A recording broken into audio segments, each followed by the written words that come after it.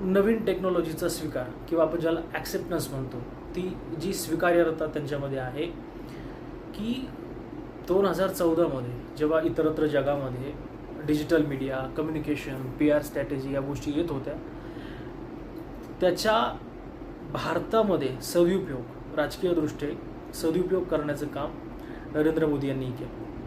Facebook वापरणं, YouTube वापरणं, Twitter वापरणं आणि त्यावर पोस्ट करणं म्हणजे सोशल मीडियाचा वापर नाही. पुढे चालून त्यांनी माध्यमं आपल्या हातात घेतली. चांगलं वाईट याबद्दल अनेकांची मतं वेगळी असू शकतात. पण त्यांचं जे एक इमेज एनहान्सिंग जी झालेली आहे, त्यामध्ये PR, modern PR, media, social media आणि कम्युनिकेशन स्ट्रॅटेजी ही खूप महत्त्वाची आहे. मेसेज काय आहे तो क्लिअर आहे. मॅसेंजर म्हणून स्वतः मोदी यांनी जी स्वतःची क्रेडिबिलिटी निर्माण केली ती, आणि ओरेटरी स्किल. मी ज्याला म्हटलं की माणूस फक्त काही शब्दातून बोलत नाही, तो देहबोलीतून सुद्धा बोलत असतो, हावभावातून बोलत असतो.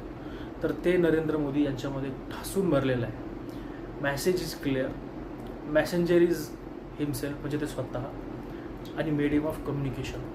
अफाट चॅनल्स आहेत, इलेक्ट्रॉनिक मीडियाचे चॅनल्स असतील, सोशल मीडियाचे चॅनल्स असतील, आणि सर्वात महत्त्वाचे चॅनल्स म्हणजे त्यांचे पाठीराखे, त्यांचे कार्यकर्ते जे स्वतः एक नरेंद्र मोदी यांच्या विचाराचे किंवा त्यांच्या शब्दाचे किंवा त्यांचं जे मत आहे त्याचे जे मॅसेंजर आहे, ही त्यांची एक दुसरी महत्त्वाची स्ट्रेंथ आहे. आणि तिसरी म्हणजे